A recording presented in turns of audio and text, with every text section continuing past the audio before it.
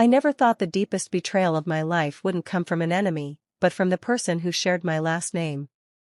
Stick with me while I share my story, and if it touches you, don't forget to support our channel by hitting that subscribe button, dropping a like, and sharing it with the people you care about.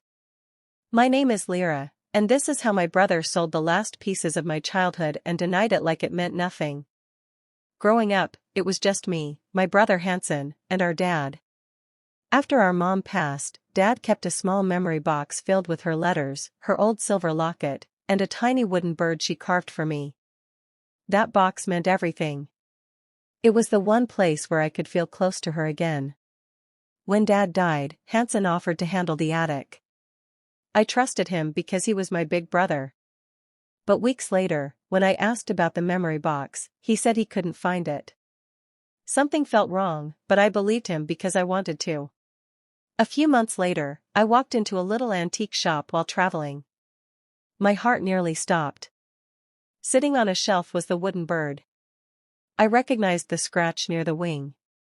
The owner said a man named Hansen sold it with a bunch of old items. I confronted him, shaking. He denied everything, acted like I was making it up. But the truth hit me harder than anything else ever had. I didn't yell. Instead, I looked through Dad's papers and found proof of money Hansen had taken for years. I brought everything to a lawyer. He lost a big part of his inheritance and had to pay back what he stole. I managed to buy back the wooden bird and one letter. Not everything came home, but enough did. I cut Hansen out of my life. I learned that sometimes revenge isn't loud, sometimes it's simply choosing yourself and walking away. Lyra and her brother Hansen spent their early years in a quiet Midwest community where life moved slowly, and everyone seemed to know each other's routines. Their father, who had been on his own since their mother passed away, tried his best to give them stability. He wasn't loud or expressive, but he showed care through small actions, warming up dinner before they came home, checking homework, and keeping their home steady even when he was tired from long workdays. The house felt different without their mother's voice, so their father kept a small box tucked safely in a closet. Inside were precious things tied to her life, notes she had written when she was younger, a delicate piece of jewelry she wore often, and a little bird she had shaped by hand for Lyra before she became sick. Those items carried a quiet comfort, almost like a whisper from someone they missed every day. Lyra would sometimes ask to hold the wooden bird. It fit perfectly in her palm, and she liked to imagine her mother's hands working carefully on it. Hansen didn't show much interest in the keepsakes, but he never complained when Lyra spent time with them. Their father always handled the box gently, like it was the most valuable thing he owned. Life in their small town wasn't glamorous, but it was steady. They rode bikes down calm streets, shared chores, and spent evenings listening to their father read old stories. Though their mother wasn't there, her memory was woven through those special items, and they seemed to keep the family connected in a soft, unspoken way. Lyra grew up believing those belongings would always stay with them, protecting the last pieces of their family history. She never imagined anything would threaten that. The box sat hidden above the main floor, tucked behind old trunks and dusty holiday decorations in their father's attic. Lyra had seen it only a few times while growing up, but even those brief moments left a deep impression on her. The small chest was made of dark wood, smooth around the edges, with tiny brass hinges that clicked softly when opened. It wasn't large or fancy, yet it carried a weight that went far beyond its size. Their father always kept it locked, not out of secrecy, but out of respect. Lyra never asked for the key. She didn't need to. She simply knew that the chest held pieces of a woman she barely had the chance to know. The idea that something inside belonged to her mother made the box feel almost sacred. Whenever her father mentioned it, there was a gentleness in his voice that made her certain it was meant for her one day, something to keep her connected to a parent who lived only in her imagination. What she didn't understand back then was how differently her brother viewed it. Hansen rarely paid attention when their father referenced the chest. He would walk past the attic door without a second glance, uninterested in anything stored up there. Lyra assumed that his silence meant he felt nothing toward what was inside. She convinced herself he had let go of their mother in a way she couldn't. That belief stayed with her for years. She pictured herself someday opening the chest slowly, letting the scent of old paper and time wash over her. She imagined sitting alone in a quiet room, reading notes written by a woman she never got to learn from, holding the item made specifically for her.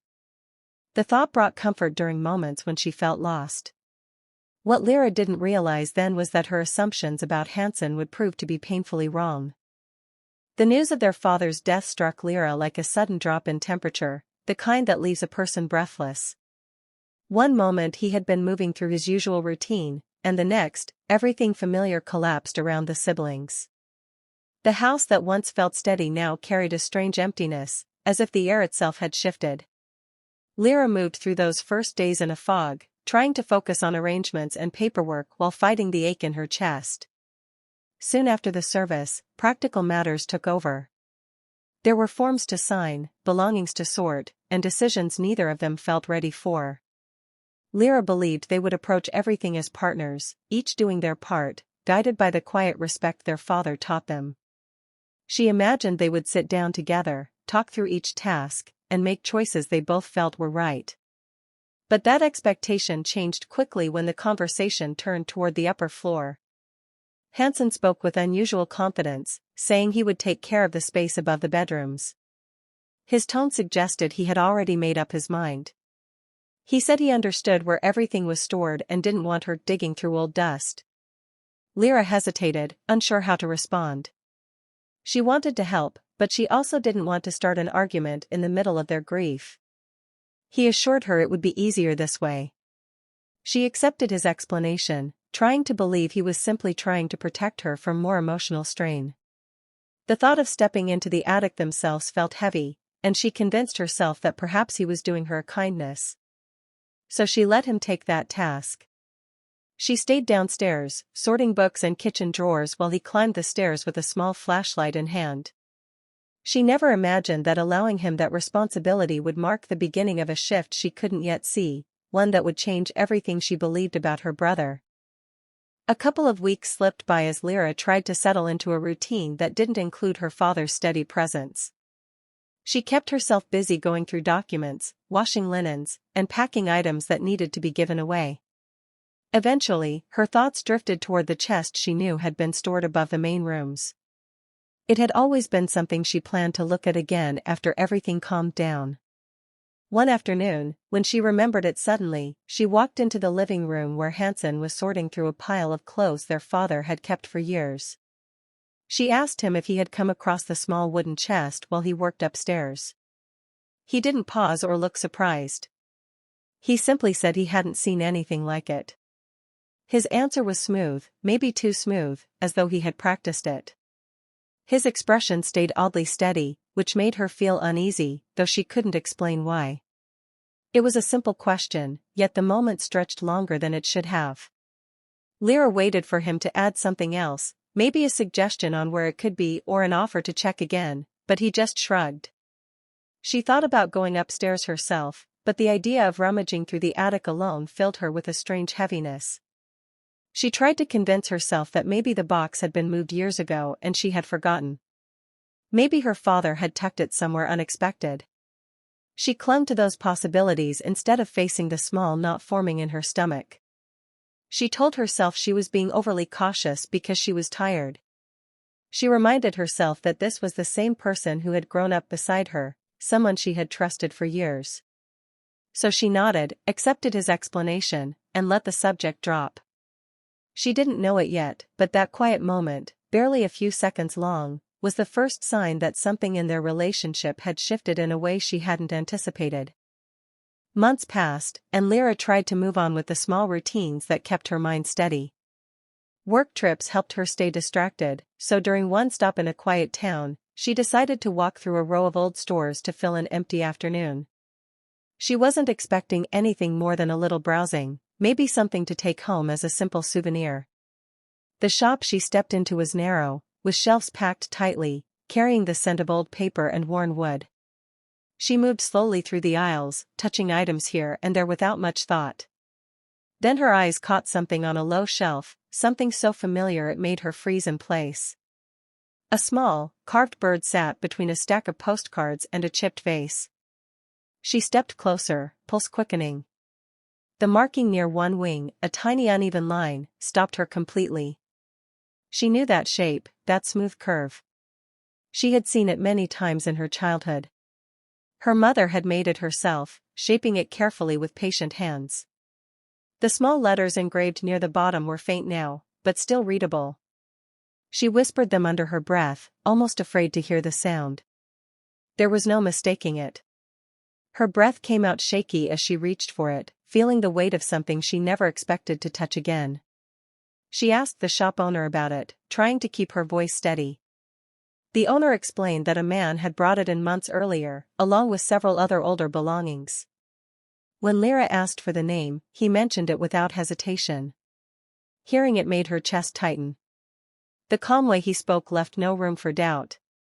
Lyra stood there with the little bird in her hands, every part of her realizing that the chest hadn't vanished, and her brother's explanation had never been the truth. Lyra drove straight home with the carved bird wrapped carefully in a cloth bag, her hands trembling the entire way. The moment she stepped into the house, she called for Hansen. He came into the kitchen casually, wiping his hands on a towel, unaware of what she carried. When she set the small figure on the table, his expression didn't change at first.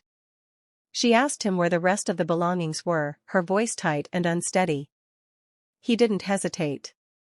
He said he had never seen that piece, that she must have confused it with something else.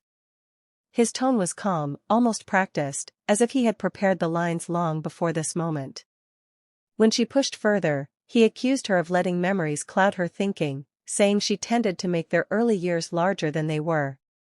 The words stung more than she expected. Lyra tried to ignore the way his gaze flicked toward the bird and then away. It wasn't a look of confusion, it was a look of someone who didn't want to be caught. She told him exactly where she had found it and repeated what the shop owner said. The name had been spoken clearly, without hesitation. Still, Hansen shook his head, insisting the man must have been mistaken. He said anyone could have owned something like that, that she was connecting dots that didn't belong together. But beneath his steady voice, something slipped. His jaw tightened ever so slightly. His stance shifted. Lyra knew him well enough to recognize the signs he showed when a lie pressed against the truth. There was a hollow pause after his denial, a silence that didn't feel like innocence.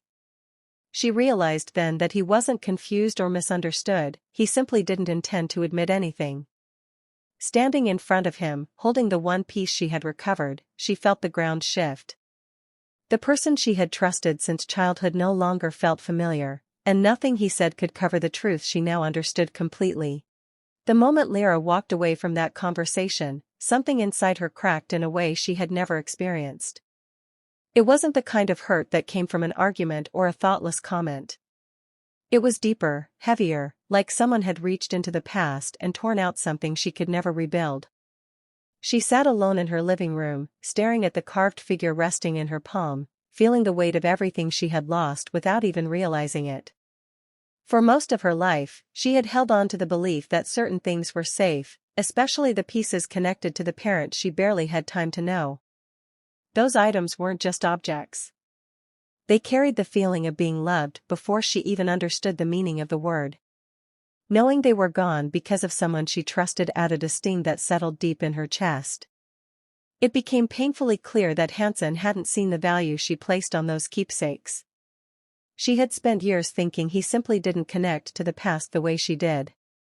But now she understood it wasn't indifference, it was something colder. He had looked at the chest and seen opportunity, not meaning. He had taken what little remained of their mother and treated it like things to be traded away. Lyra replayed the moment she asked him about the missing chest weeks earlier. The steadiness in his voice made sense now. He hadn't been confused or forgetful. He had already made his choice back then. Accepting that truth left her feeling hollow, as though the foundation of their bond had been built on something fragile all along. Sitting there, she realized that the loss wasn't only about what had been taken. It was about discovering who her brother truly was. The trust she had held on to for years slipped away completely, leaving her with a painful clarity. He valued gain more than connection, and she had never meant as much to him as she thought. Lyra knew yelling at Hansen would only lead to more denial, more excuses, and more of the steady voice he used to turn everything around on her. So she stayed silent, letting him believe she had dropped the subject. But inside, something shifted from hurt to determination. If he had treated her mother's belongings like they meant nothing, then she needed to understand how far his choices had gone. She went to the old desk their father kept in his study, the one filled with folders he never threw away.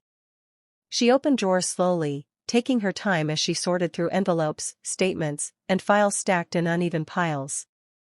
It felt strange to go through papers their father had organized with such care, but she reminded herself she needed answers, not comfort.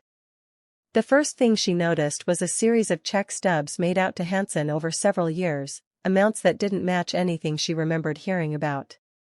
Then she found withdrawal slips from the bank, each one showing cash taken out in large sums just months apart.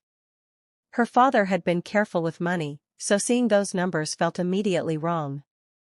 She kept digging, moving papers aside until she uncovered forms where her father's name appeared in writing that didn't match the steady script she grew up seeing on birthday cards and permission slips. The loops were different, the slant unfamiliar. A cold chill went through her as she realized she wasn't looking at her father's handwriting at all. Piece by piece, the pattern formed on its own. None of it was accidental. None of it was small. The missing chest wasn't a single act. It was part of a long trail of choices Hansen had made without guilt or hesitation. The more she uncovered, the more she understood how little he cared about the people around him. And with every discovery, her resolve grew stronger, shaping a plan that didn't require shouting or threats, only truth, patience, and timing. After gathering every document, Lyra reached out to a lawyer who specialized in family estates. She laid everything out, the altered checks, the hidden withdrawals, and the suspicious forms. The lawyer studied the papers carefully, nodding as he realized the depth of the discrepancies. For the first time, Lyra felt a sense of control returning, as though the weight of betrayal could be balanced with action. They began the process of challenging the way the estate had been handled. Lyra filed the necessary petitions to review every transaction Hansen had made since their father's passing. Each form they submitted demanded accountability and required the executor to explain his decisions. The process was slow, frustrating at times, but Lyra focused on the outcome rather than the delays. The lawyer requested a full audit of all accounts connected to the estate. Every check, every deposit, every transfer was examined. The discrepancies Lyra had noticed on her own became part of an official record. Evidence piled up, showing a pattern of self-interest and misuse of authority. Hansen's role as executor, which he had wielded so casually, was now under scrutiny in a way he could not avoid. Throughout the legal proceedings, Lyra remained calm and measured. She refused to let emotion cloud her focus, knowing that every reaction could strengthen Hansen's defense. Slowly, the truth of his actions came to light on paper, undeniable and thorough. By the time the audit concluded, the results made it clear that Hansen had overstepped repeatedly. The law now stood firmly on Lyra's side. She realized that justice didn't require revenge in the way she had imagined, it required patience, careful documentation, and the courage to face a family member who had betrayed her completely. For the first time in months, Lyra felt a quiet sense of victory forming. When the audit and legal review concluded, the consequences for Hansen were swift and undeniable. He was ordered to return significant sums he had withdrawn over the years, money he had never been entitled to. The inheritance he had expected to claim freely shrank drastically, leaving him stunned and visibly shaken. For the first time, the weight of his actions landed squarely on him. Word spread quietly through the small town about the court's findings. People who had once regarded him with casual respect began to distance themselves. Friends he had leaned on for years seemed to vanish from invitations and gatherings. Neighbors whispered in ways that made him increasingly aware of every misstep he had made. He had cultivated a reputation as responsible and capable, but the truth revealed a pattern of selfishness and deceit. Hansen tried to explain himself, to justify decisions that had seemed practical to him at the time, but no one accepted his excuses. The proof in the records, clear and precise, left little room for sympathy. Even those who had stayed on the sidelines could see the severity of what had been uncovered. Lyra watched the fallout from a distance, never needing to raise her voice or make public statements. Every consequence he faced was the natural result of his choices, a reality he could not control. The collapse of his position, his financial advantage, and the trust of those around him unfolded silently, yet with total impact. In that quiet reckoning, Hansen confronted the full measure of his actions alone. The power he had once wielded over family and community dissolved, leaving him isolated and accountable. Lyra, on the other hand, felt a strange relief, not from gloating, but from knowing that justice had been restored without her having to fight directly against him. The balance, she realized, had returned naturally. After the court proceedings, Lyra felt a need to reclaim what had been lost beyond money. She reached out to the antique shop owner, explaining the situation in detail and asking if there was any way to locate the other items from the memory box. The owner agreed to help, contacting regular customers and keeping an eye out for anything that might belong to her. Weeks of patient effort led to small victories. A woman who had bought an old bundle remembered one of the letters and agreed to return it. Another call led Lyra to a family who still had the carved bird and were willing to sell it back. Each recovery brought a rush of relief and a sense of connection she had feared lost forever. Holding the letter, she could feel the faded ink and the careful words her mother had written decades ago. It was more than paper, it carried warmth, history, and love she had longed to touch again. The bird fit neatly in her hand, familiar and comforting, as if it had been waiting for her all these years. Not everything could be recovered, and Lyra understood that some pieces of the past were gone permanently. Still, the few items she brought back became anchors, tangible links to the life she had once shared with her mother and father. Each piece reminded her that memory and care were stronger than loss. In a quiet moment, Lyra arranged the recovered items on a shelf in her home. They weren't just possessions, they were symbols of endurance, proof that even after betrayal, she could reclaim fragments of her history.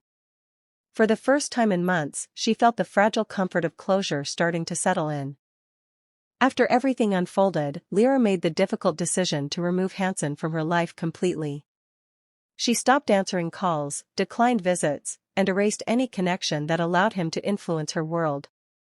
It wasn't an easy choice, but she knew that continuing to let him in, even emotionally, would only reopen old wounds. With the pieces she had recovered, she began creating a space that felt like her own. The bird, the letter, and a few other small items were displayed carefully, each one a quiet tribute to the family she had loved and lost. She arranged them in ways that brought her comfort, turning memories that had been stolen into something she could still hold close. Her life slowly regained rhythm. She focused on work, friendships, and small joys that reminded her of stability outside of family obligations. The absence of her brother no longer felt like emptiness, it felt like freedom.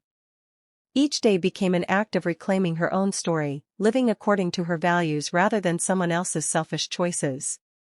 The sting of betrayal lingered, but it no longer controlled her. Lyra realized that her path wasn't about punishing Hansen, it was about establishing boundaries and protecting herself. The quiet victories, the legal truths, and the reclaimed items gave her a sense of peace that anger never could. In time, she understood a lesson that had been obscured by loss and deception: family isn't simply a connection of blood. True bonds are built on respect, trust, and loyalty. Those who honor that promise deserve a place in your life, those who don't are better left behind. With that clarity, Lyra finally felt a weight lift, and for the first time in years, she could move forward without looking back. Hey besties! Thanks for sticking with me through this emotional journey. Imagine trusting someone your whole life, only to discover they sold the memories that connected you to your mother. Lyra faced betrayal from the person she thought would always protect her, yet she turned heartbreak into action, reclaiming what she could. Sometimes the deepest pain leads to the strongest growth. If this story moved you, like, share, comment, and subscribe for more.